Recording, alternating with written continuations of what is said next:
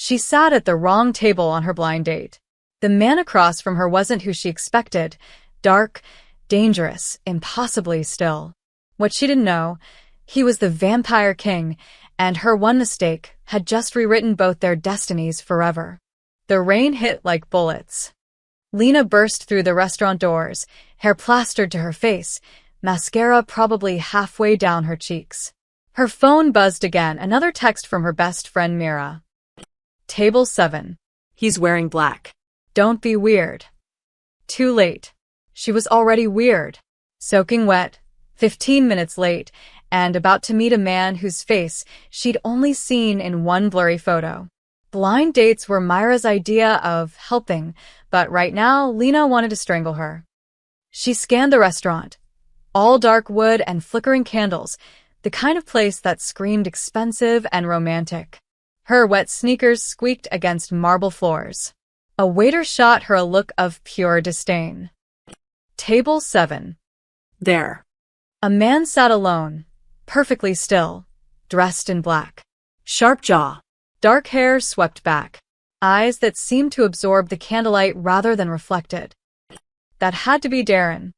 Lena hurried over, nearly tripping on her own feet. Oh my God, I'm so sorry I'm late. The bus broke down, then it started pouring, and my phone died for like 10 minutes. She dropped into the chair across from him, breathless.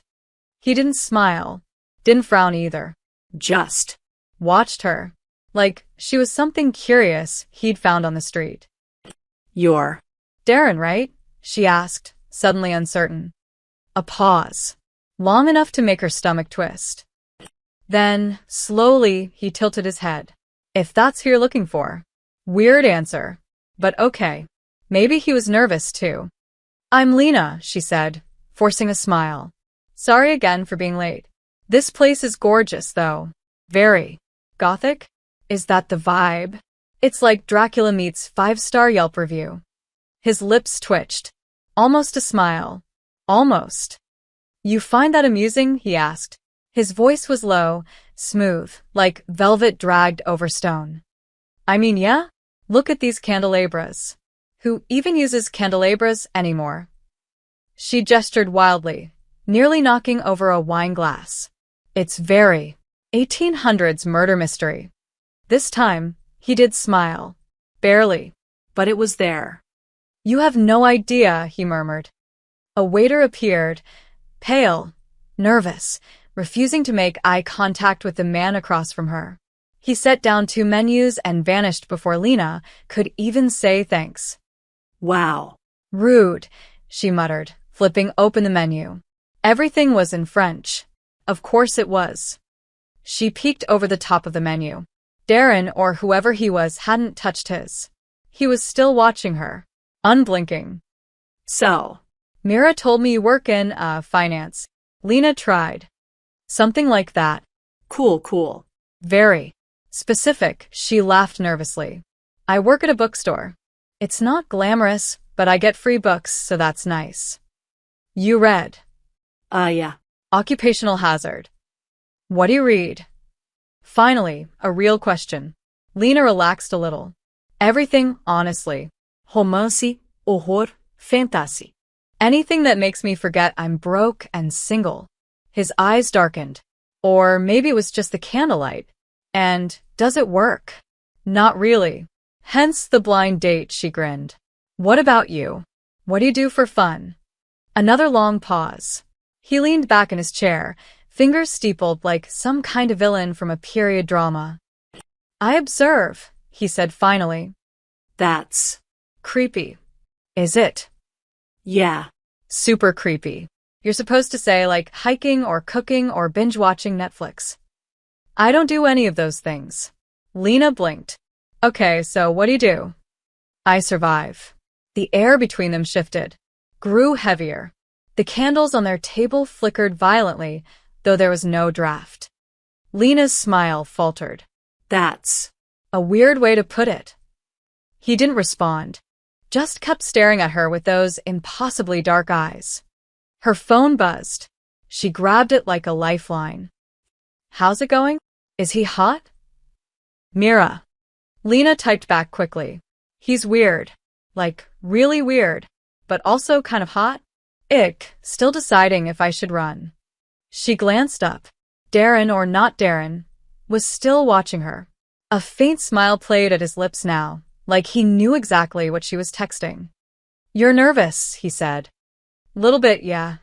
Why? Because you're staring at me like I'm dinner. The words came out before she could stop them. She froze, horrified. But he laughed. Actual laughter, low and rich and completely unexpected. You're perceptive, he said. I'm socially awkward. There's a difference. The waiter returned with wine neither of them had ordered. He poured 2 glasses with shaking hands, then fled.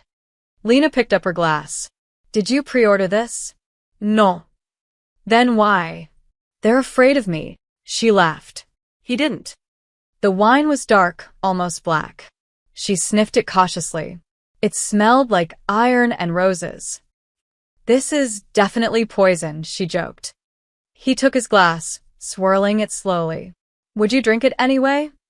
Are you asking if I'm suicidal or stupid? I'm asking if you're brave. Lena stared at him, at the sharp lines of his face, the unnatural stillness of his body, the way his chest didn't seem to rise and fall. She set the glass down. Okay, real talk, she said. Are you, like, method acting right now? Because this whole mysterious vampire thing is a lot. Something flashed in his eyes. Surprise, maybe. Or recognition. Vampire, he repeated slowly. Yeah. You know, the candles, the drama, the I survive thing. Very and Rice. He leaned forward suddenly, close enough that she could see flecks of red in his dark irises. Close enough to smell something cold and ancient on his skin. What if I told you, he whispered, that you're sitting at the wrong table? Her heart stopped. What? Before he could answer, her phone rang. Loud. Jarring. She looked at the screen. Darren. Blind date. Her blood turned to ice. Hello, she answered, not taking her eyes off the man across from her. Hey, Lena? It's Darren. I'm so sorry. I'm still stuck in traffic.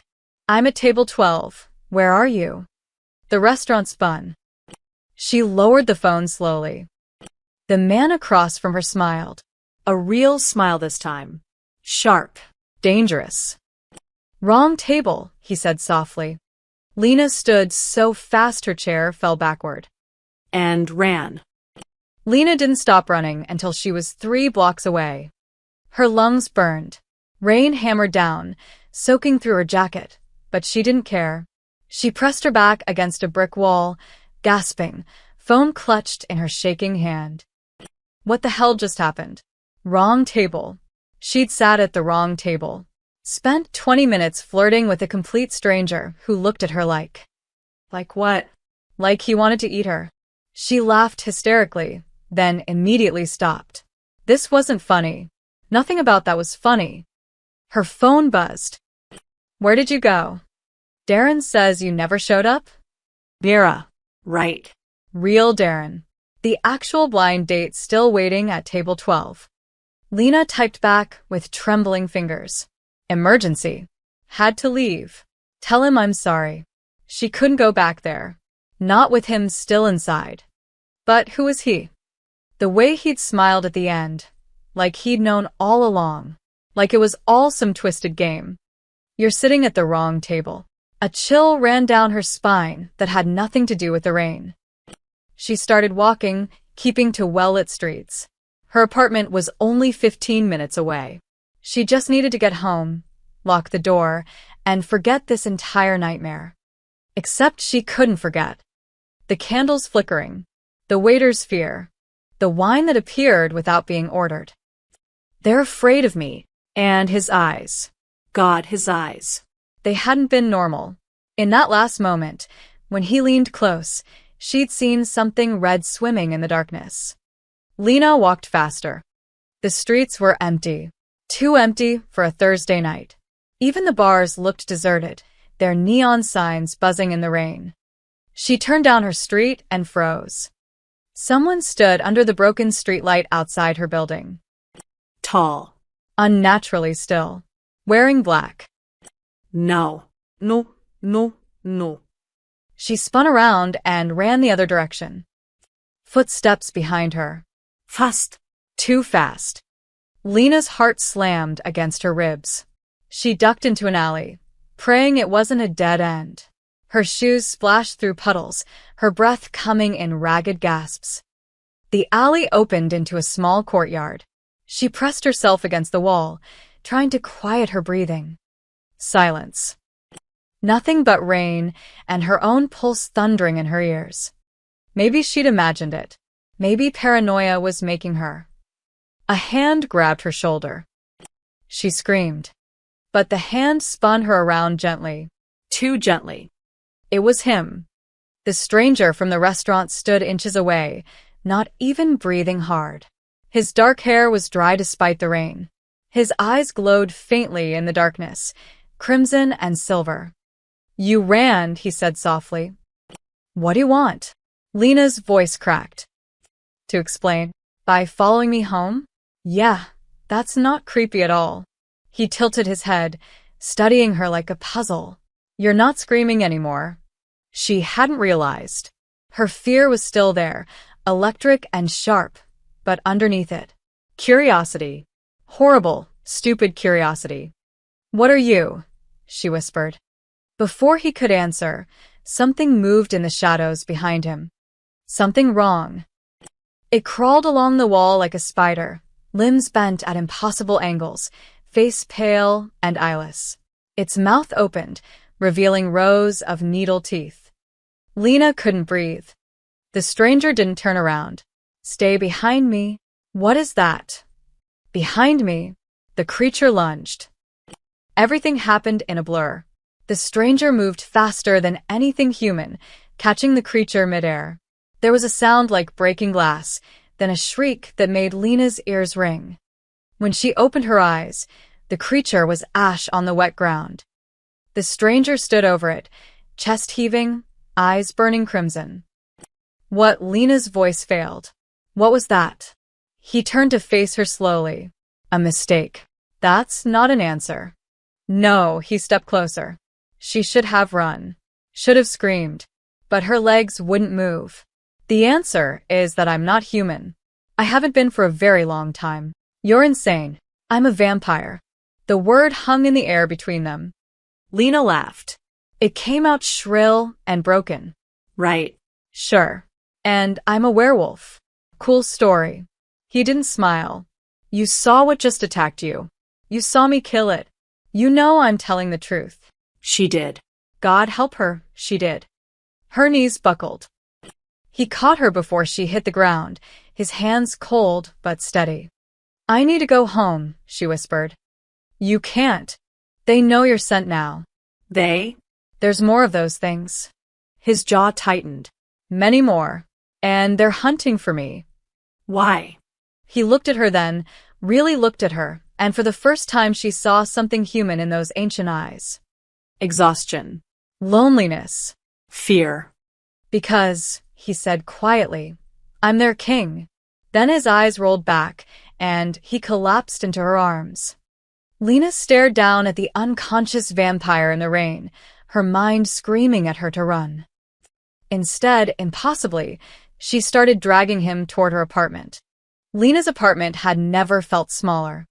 The Vampire King, because apparently that was a thing now, lay sprawled across her threadbare couch, unconscious and bleeding black. Actual black blood. It oozed from a wound on his side, staining her cushions and possibly destroying her security deposit forever. Okay, Lena paced, hands in her hair. I dragged a dying vampire into my apartment. I've officially lost my mind. She should call someone. The police? Animal control? Ghost hunters? Her phone sat on the counter, mocking her. Who exactly did you call for this? The vampire groaned. Lena jumped back, grabbing a kitchen knife. Don't move. I have a weapon. His eyes cracked open, still that unnatural crimson. That's a butter knife. She looked down. Damn it. It was. It's sharp enough, she lied. He tried to sit up and immediately collapsed back with a hiss of pain. The wound on his side pulsed with something dark, black veins spreading from it like cracks in ice. "What's wrong with you?" Lena asked, keeping her distance. Poison. "Shadow venom," his voice was strained. "The creature that attacked you. It was sent to kill me." Why? "Politics," he laughed bitterly. "Even immortality can't escape bureaucracy." Despite everything, Lena found herself stepping closer. The wound looked worse up close, festering, spreading. She'd seen enough medical dramas to know infection when she saw it. Even if this infection was supernatural and terrifying. "What do you need?" The words came out before she could stop them. He looked at her, surprise flickering across his face. "You're "Helping me?" "I haven't decided yet. But you're bleeding on my couch, so talk fast." A ghost of a smile. time. "The venom will burn itself out. But until then," he grimaced. I'm vulnerable." "Vulnerable how?" "Mortal enough to kill." Lena processed this. "So there are things that want you dead, and now they know where I live." "Yes. Because you saved me." "Yes. She should throw him out. Lock the door. Maybe move to a different country." Instead, she grabbed her first aid kit from the bathroom. "This is insane," she muttered, kneeling beside the couch. I'm insane. "You're insane. Everything is insane. You're repeating yourself." "I'm in shock." She opened the kit with shaking hands. Bandages, antiseptic, painkillers, all useless against supernatural poison, but she had to do something. As she cleaned the wound's edges, he watched her with those ancient eyes. "Why?" he asked quietly. "Why what? Why help me?" You don't know me. "You should fear me." Lena paused, antiseptic-soaked cotton hovering over black blood. "I do fear you. You're a vampire king who probably kills people." But she met his gaze. "You saved me first. When you could have just let that thing eat me." "I don't let things eat what's mine." Her heart skipped. "I'm not yours." "No," something unreadable crossed his face. "But you sat at my table. By accident. Was it?" The question hung between them. Before Lena could answer, the lights flickered. Both of them froze. "They're here," he whispered. "Who's here?" "More of those things." He tried to stand, failed. "You need to run." "I live here." "Then you need to." The window exploded. Glass rained down as two creatures crawled inside, similar to the first but larger, faster. Their eyeless faces turned toward Lena, mouths opening in silent shrieks. She screamed, stumbling backward. The vampire tried to rise, but the poison had weakened him too much. He collapsed, cursing in a language Lena didn't recognize.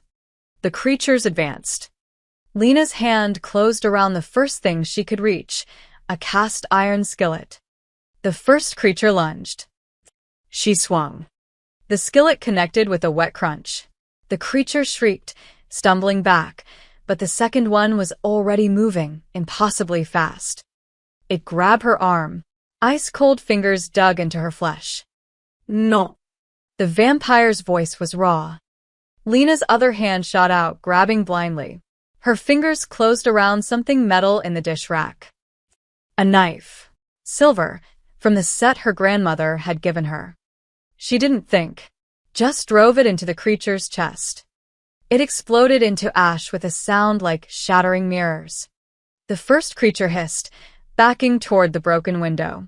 It looked between Lena and the vampire, then fled into the night. Silence. Lena stood there, covered in ash, holding a silver knife, breathing like she'd run a marathon. Her hand was burning. She looked down. Where she'd gripped the silver knife, her palm was red and blistering, but not from heat. From something else. The vampire stared at her, eyes wide with something like wonder. "You touch silver," he said slowly. "Pure silver." So humans burn when they touch pure silver." He sat up despite his wound, ignoring the pain. Unless what? His expression shifted. Fear. Recognition. Something almost like awe. Unless you're not entirely human. Not human? I'm standing right here. I'm obviously human. Lena threw the silver knife into the sink. Her burned palm throbbed. The vampire pushed himself upright, his wound still leaking black, but his eyes sharper now. Focused. Your bloodline. Tell me about your family. My family? We're talking about my family now. Answer me. Something in his tone made her comply. I don't know. Mom died when I was young. Never knew my dad. My grandmother raised me until she passed 5 years ago. Your grandmother. What was her name? Eleanor. Eleanor Hartwell. Why does this? He grabbed her wrist, pulling her burned palm toward him. His cold fingers traced the blistering skin with impossible gentleness. Hartwell, he breathed. The heart-bearer line. I thought they were extinct. Lena yanked her hand back. You're not making sense. Your ancestors were bound to vampire kind centuries ago. They were humans whose blood carried something. Pure. Uncorrupted. They could walk between our world and yours without burning. That's insane. You just killed a shadow wraith with silver and didn't turn to ash. He stood, steadier now despite his wound. That's impossible for normal humans. The silver would have melted your flesh to bone. Lena looked at her palm. The burns were already fading, new skin forming beneath the red. No. That wasn't normal. What does this mean? Her voice was small. Before he could answer, her apartment door exploded inward. 3 figures entered. Not the crawling creatures this time, these were different. They looked human, dressed in elegant dark clothing, but their eyes glowed the same crimson as the vampire king's. More vampires. Your Majesty, the tallest one spoke, voice dripping with false courtesy. Hiding in human squalor? How far you've fallen. The vampire king stepped in front of Lena. Leave, Cassius. We've come to escort you home. The council is displeased by your absence. Cassius's eyes slid to Lena. And you've been keeping pets. She's not. She reeks of heartbearer blood. A female vampire stepped forward, inhaling deeply. Impossible. They died out in the 1800s. Apparently not, the king said coldly. The third vampire, younger looking with white blonde hair, smiled. The council will be fascinated. We should bring her. You will not touch her. Is that a command, Your Majesty? Cassius asked. Because you seem to forget. You've been missing for 3 days. Some suspect you've abandoned your throne. That you're too weak to rule. I needed time. Time to play human? To court mortal girls? The female vampire laughed. Meanwhile, the lower clans tear each other apart. The blood banks are depleted. Your kingdom crumbles. Guilt flashed across the king's face. Lena's mind raced. Kingdom? Council? This wasn't just some vampire. He actually ruled them. Return with us, Cassius continued. Bring the girl for questioning. The council wants to know why the Heartbearer line has resurfaced now, after all these years. No.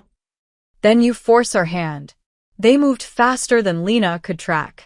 The king met them halfway, and suddenly her small apartment became a battlefield. Bodies crashed through furniture. The female vampire's claws raked across the king's chest. He twisted, throwing her into the wall hard enough to crack plaster. Cassius grabbed Lena. His hand closed around her throat, lifting her off the ground. Tell me, little Heartbearer, do you know what your blood can do? She couldn't breathe. Couldn't speak. It can heal us, strengthen us, make us gods, his fangs descended, or kill us, if prepared correctly. Which are you, I wonder? The king roared, an inhuman sound that shook the windows and tore Cassius away from her. Lena collapsed, gasping. The fight became savage. The king was wounded, weakened by poison, but rage gave him strength. He fought like something wild and ancient and desperate. The blonde vampire lunged at Lena again.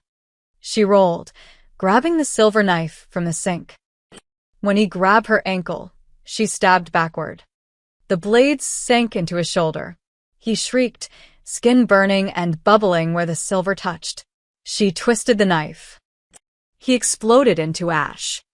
The remaining 2 vampires froze. She killed Victor, the female whispered, staring at Lena with new fear. The king stood between them and Lena, breathing hard, covered in black blood. Leave. Now.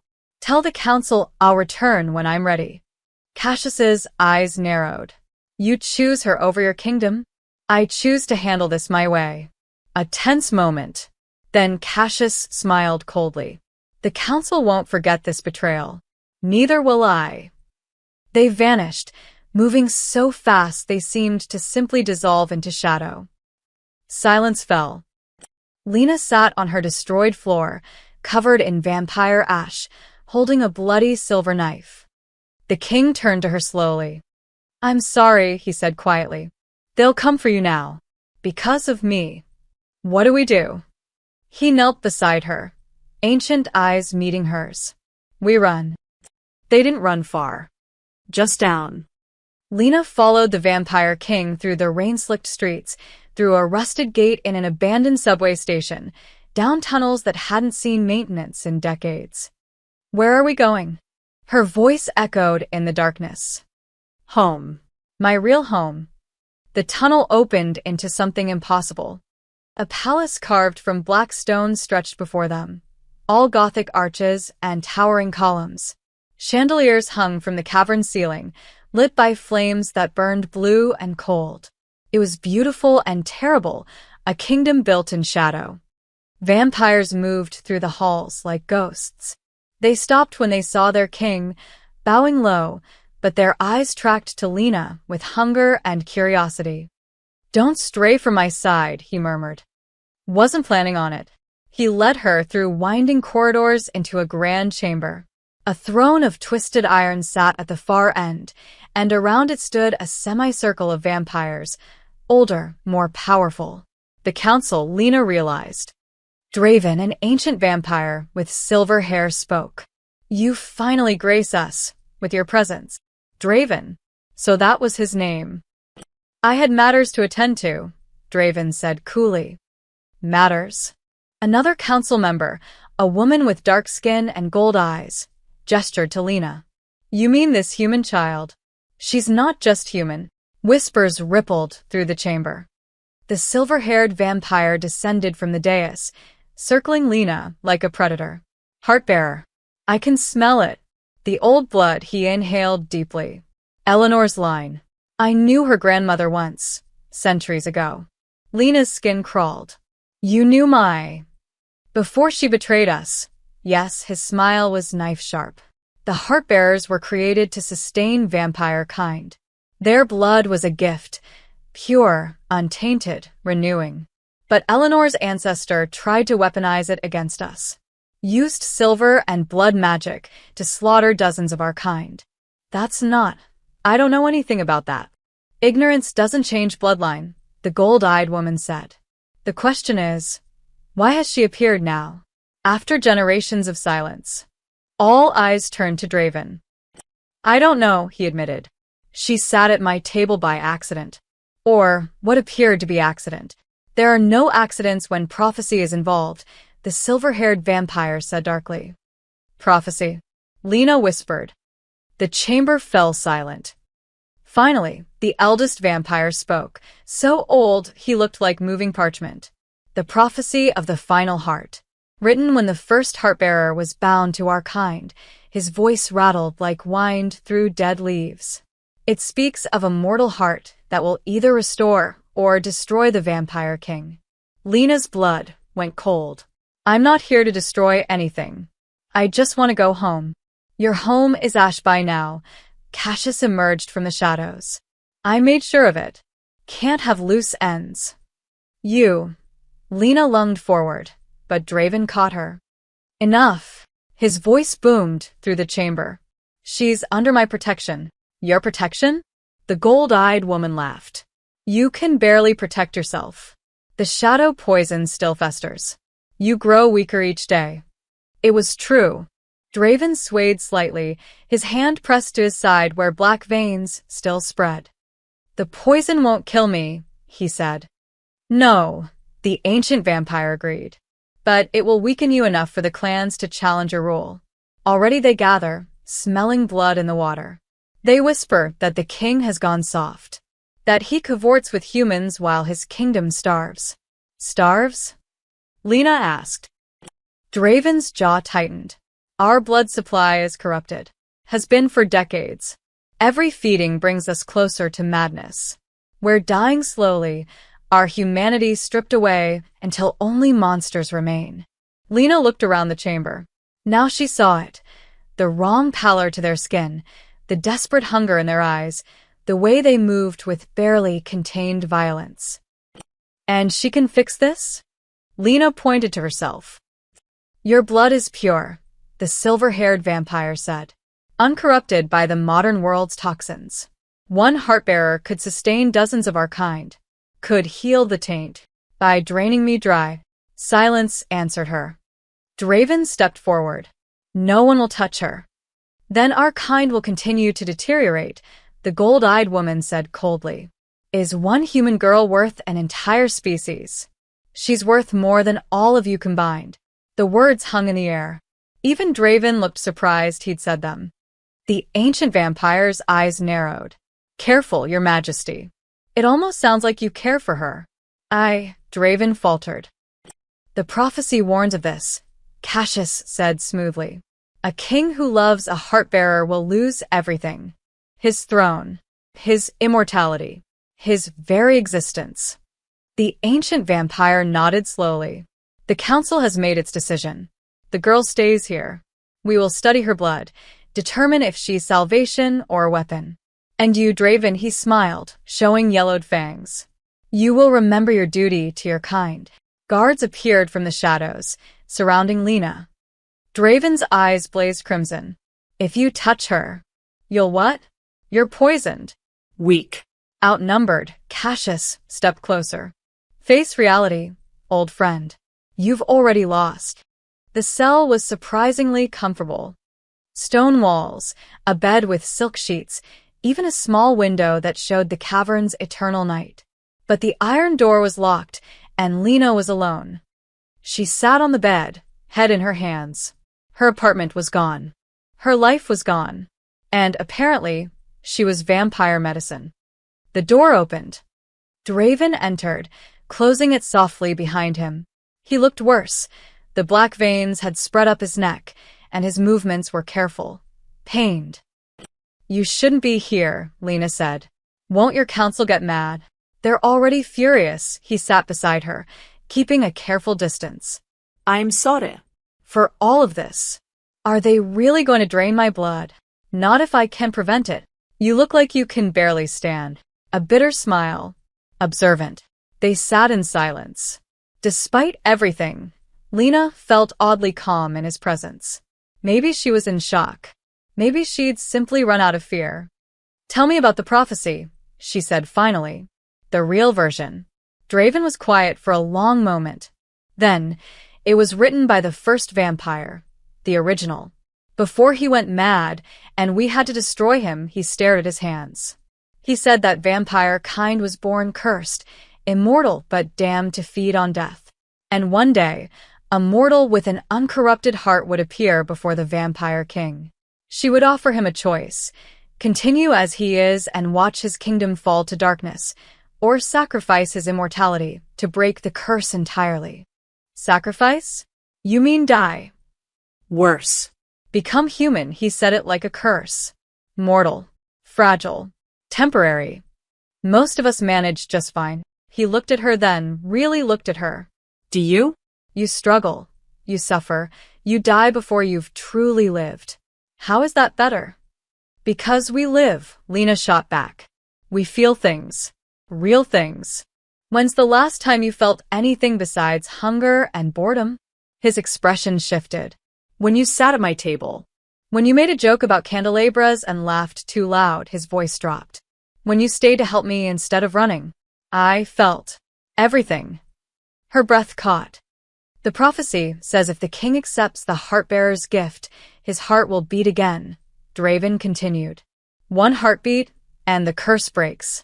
Every vampire bound to his bloodline becomes mortal in an instant. They regain their humanity, their souls, but lose their immortality. That doesn't sound like a curse. That sounds like freedom. To them it's death. They've lived for centuries. The thought of ending, he shook his head. The council would rather drain you, use your blood to stave off the corruption for a few more years, than face mortality. And you? What do you want? Draven stood, pacing the small cell. I've ruled for 300 years. I've seen empires rise and fall, watched everyone I ever cared about turn to dust. I'm tired, Lena. So desperately tired. He turned to her, eyes burning. But I can't doom my people, even if they hate me for it, even if it means killing me. Especially then. Lena stood, closing the distance between them. What if there's another way? What if I choose to give my blood freely? Not to extend your curse, but to break it. Beauty. The prophecy doesn't say that. It says gift, not sacrifice. She grabbed his cold hand. Maybe the gift isn't all my blood. Maybe it's just enough to restart your heart. Hope and horror warred on his face. If you're wrong, then we'll figure it out. Together. Why? His voice cracked. Why would you risk this for me? For them? We're monsters. You saved my life twice. You protected me from your own people. You could have let them take me, but you didn't. She squeezed his hand. Maybe you're not the monster you think you are. He pulled her close suddenly, forehead pressed to hers. His skin was ice cold, but his touch was gentle. Desperate. If I do this, he whispered, if I take your blood and it kills you, I'll never forgive myself. If you don't, they'll take it anyway. At least this way, it's my choice. The door burst open. Cassius stood there, flanked by guards. How touching. But I'm afraid the council has accelerated their timeline. The lower clans are gathering. They smell weakness. We need the Heartbearer's blood now. No, Draven snarled. It's not a request, Cassius smiled. You're relieved of command, Draven. Until the poison clears, I rule in your stead. First order, harvest the human. Guards flooded in. Draven fought, but the poison had weakened him too much. They dragged him backward. Lena, he shouted. She tried to run to him, but hands grabbed her. Cold fingers. Too many of them. Take her to the bloodletting chamber, Cassius ordered. And chain the former king. Let him watch what his weakness has cost. The bloodletting chamber was ancient. Stone altar. Silver chains. Symbols carved into the floor that hurt to look at. Lena struggled against the guards, but they were too strong, too many. They chained her wrists above her head, silver burning against her skin, but not destroying it, just as Draven had said. Heartbearer blood protected her. Small comfort when she was about to be drained dry. Draven was chained to the wall across from her, forced to watch. The black poison had spread across half his face now. He looked like death itself. Please, he rasped. Cassius, don't do this. You had your chance to rule wisely. Cassius circled the altar where Lena hung. You chose sentiment over survival. Now we do what must be done. The council gathered, along with dozens of other vampires, pale, desperate, hungry. They stared at Lena like she was salvation wrapped in flesh. The ancient vampire stepped forward, holding a ceremonial blade. Heartbearer blood, freely given, can heal. But taken by force, it can sustain. He pressed the blade to Lena's wrist. We will drain you slowly. Make it last. Your blood will buy us years.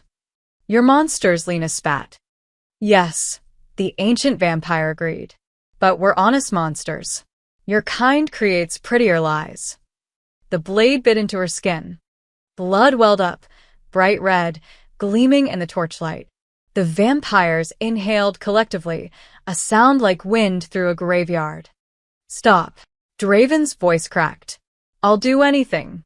Take my throne. Take my life. Just let her go. Your life? Cassius laughed. You're already dying, old friend. The poison will finish you in days. Then what do you want? Nothing you can give. Lena's blood dripped into a silver chalice. Already she felt dizzy, weak. The ancient vampire's words echoed, "Drain you slowly." She would die here, in the dark, in a world that shouldn't exist. Unless… Wait, she gasped. The prophecy. You said it wrong. The ancient vampire paused. Excuse me? You said the heartbearer's blood freely given can heal. But you're taking it by force. That's not the same thing. Silence fell across the chamber. Semantics, Cassius said dismissively. No, Lena met Draven's eyes across the chamber. The prophecy is specific. Freely given, not taken. Given. That's the whole point. The ancient vampire's expression shifted. What are you suggesting? Let me choose. Let me give my blood to who I want, how I want Lena's heart hammered. That's the only way it works. That's the only way the curse breaks. She's stalling, the gold-eyed woman said. Am I? Lena looked at each council member. You've been trying to cure yourselves for how long? Decades? Centuries? And nothing works because you're doing it wrong. The blood has to be given with consent, she swallowed. With love. Draven's eyes widened. Ridiculous, Cassius sneered. But the ancient vampire was listening. The original's prophecy does emphasize choice. Free will. A mortal heart choosing immortal darkness. Or an immortal heart choosing mortal light. Lena finished. It works both ways. The ancient vampire studied her for a long moment. Then he released her chains. Lena collapsed, catching herself on the altar. Her wrist still bled freely. Make your choice then, Heartbearer. But choose quickly. You don't have much blood to spare. Lena stumbled toward Draven. Guards moved to stop her, but the ancient vampire raised a hand. She fell to her knees in front of him. His face was half covered in black poison, his breathing shallow. Lena, no, he whispered. Don't do this for me. I'm not. She cupped his cold face in her hands. I'm doing this for us. There is no us. I'm a monster who's lived too long. You're a man who forgot how to live. She pressed her bleeding wrist to his lips. So, let me remind you. If this kills you, it won't. Because I'm choosing this. I'm choosing you. His control shattered. Draven's mouth closed over her wrist, and he drank. The effect was immediate. The black poison began to recede, retreating from his face, his neck. His eyes blazed brilliant crimson, then flickered, gold, blue, human colors fighting to emerge. And then Lena heard it. A sound that shouldn't be possible. Thump. A heartbeat. Draven's heart, silent for 3 centuries, beat once. The chamber exploded with light. Every vampire screamed as the curse broke, as mortality crashed through them like a wave. Some collapsed. Others burst into tears. A few turned to ash, too old, too corrupted to survive the transition. Draven caught Lena as she fell, his arms warm now, his chest rising and falling with breath. You did it, he whispered, awed. You broke the curse. Above them, through the cavern ceiling, something impossible happened. Sunlight pierced the darkness. Dawn had come to the vampire kingdom for the first time in 1,000 years. The sunlight didn't burn. That was the first miracle. It poured through cracks in the cavern ceiling, golden and warm, touching vampire skin without turning it to ash. Because they weren't vampires anymore. They were human. Chaos erupted. Some laughed hysterically. Others wept. A few stood frozen in shock, staring at their hands as color returned to their pale skin. Cassius staggered backward, his crimson eyes fading to brown. What have you done? He whispered, horrified. I freed you, Lena said weakly.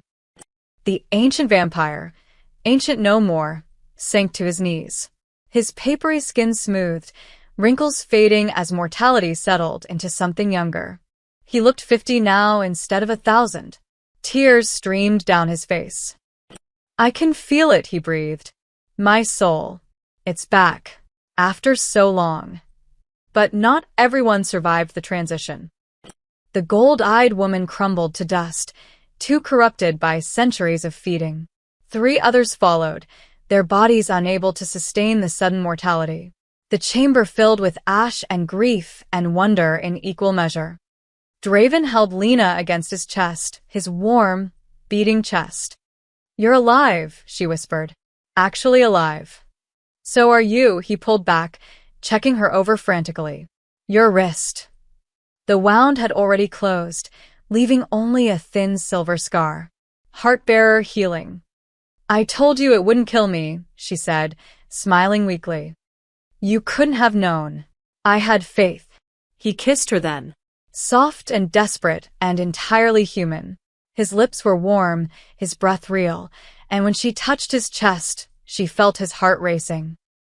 "Your Majesty," a voice interrupted. They broke apart. A young vampire, former vampire, stood nearby. Marcus, Lena remembered. One of the guards who'd seemed less cruel than the others. "I'm not a king anymore," Draven said quietly. "Maybe not a vampire's," Marcus gestured around the chamber. "But what do we do now? We're mortal. We need food, water, shelter. The sun." As if on cue, more ceiling cracked.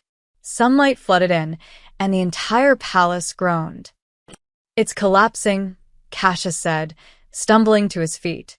"The magic that held this place together was tied to our curse. Without it." The floor shook. "Everyone out," Draven shouted. "Now." Pandemonium. Newly mortal vampires scrambled for exits, helping those too weak to walk. The ancient vampire, who introduced himself as simply Thomas, now organized evacuation with surprising efficiency. Draven lifted Lena in his arms. "Hold on. I can walk. I've wanted to do this since I met you. Let me be romantic."